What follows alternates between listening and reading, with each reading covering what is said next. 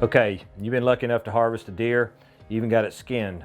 But a lot of hunters are intimidated of how to then break this animal down properly, how to debone it, and how to turn it into something they're proud of to serve their family and friends.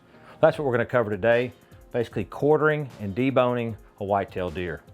With all projects, your work's only as good as the tools you have. The key to deboning and quartering a whitetail deer properly is obviously a good set of knives.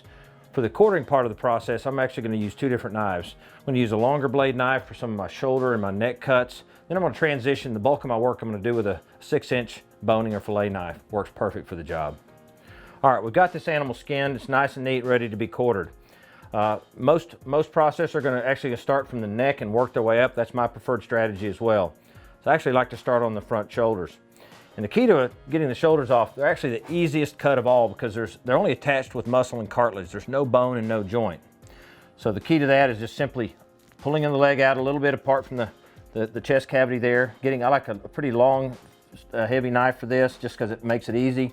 And if you picture the shoulder blade, it makes a big round circle right up here higher than most hunters would think.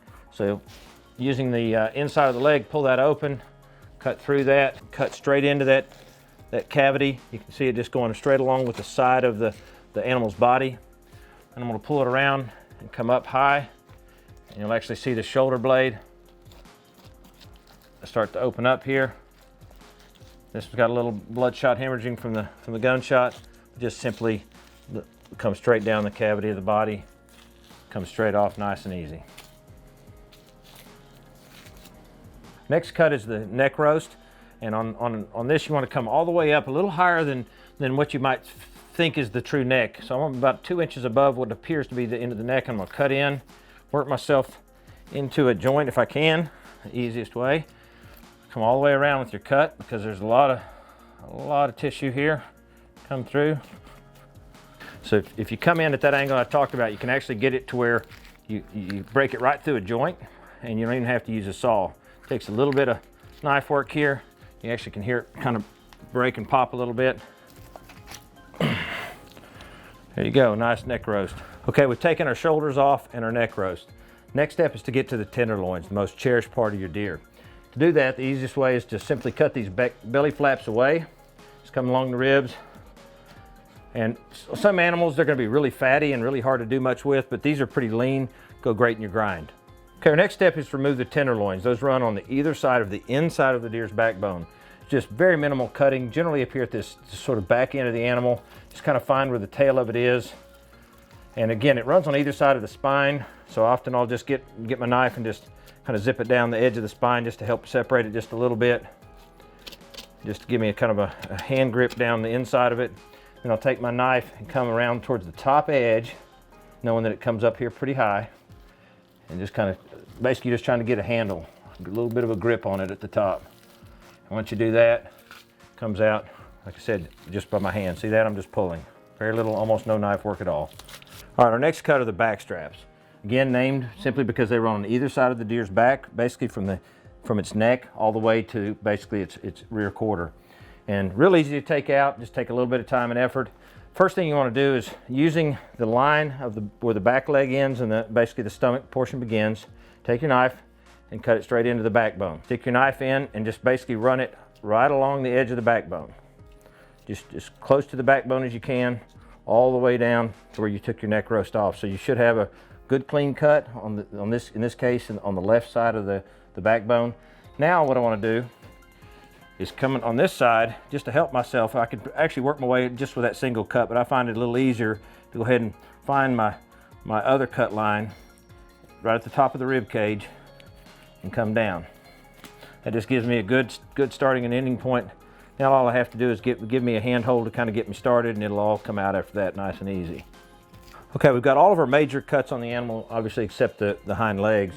You still got a rib cage and a little bit of brisket meat, and obviously take the time. There's some good brisket meat along the bottom here. You can just use your knife, peel that off.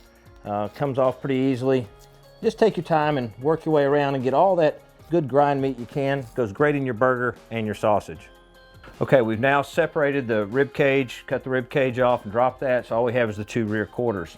And a lot of people will take it off at this point and try to debone it or what have you, but I found it much easier to do it just like this. The key though is to use a hook that'll hold one of the back legs like I have secure so that you can work around it. What we're going to do is the first leg is this one closest to us. We're going to remove the leg off of the pelvic girdle. In other words, leaving the pelvic girdle in place. Our second cut will be removing the pelvic girdle from the leg hanging so that leg stays hanging. So what we're going to do here is starting right here in the middle of the two where the two legs meet. Obviously we're trying to cut this left leg off, so we're going to start on the left side. But what we're looking for is the ball and socket joint, because that will allow us to separate that leg from the pelvic girdle. And we'll see that pop up here in just a minute. So as you come down in the animal, put a little pressure. Just keep working along, and you've got a little hump, a little process right here at the very back you got to work around. You'll feel it's a little knob. You kind of go out and around the corner on it, and all of a sudden your leg starts to come down on you. So I'm already feeling the leg start to come loose, and I see my socket right here. You can see the ball joint. Socket stays on the girdle, and you just come straight down through there.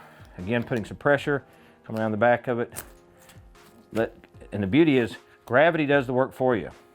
So just keep coming along, using your knife, and the weight, the sheer weight of the back leg will almost debone it for you and leave very little meat on the pelvic girdle. So you have nothing else to do at the end. See even the white back of the bone here, nice and easy, and off comes the back leg, just like so.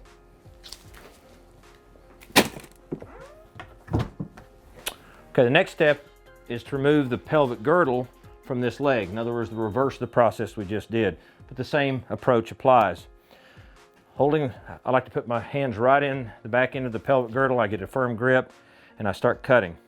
And again, there's a little bit of a hump right here on the back. You'll feel it. It's right here on the either side of the back rump. You've got to come out around this little process, and then you can kind of, once you get around it, you can dive back in, and that will save you. So what I'm trying to do again is get to that ball and socket joint, and by putting pressure, downward pressure on it here, I can work my way straight into it. Using my hands and my knife to guide me, guiding that meat right off the bone, nice and easy.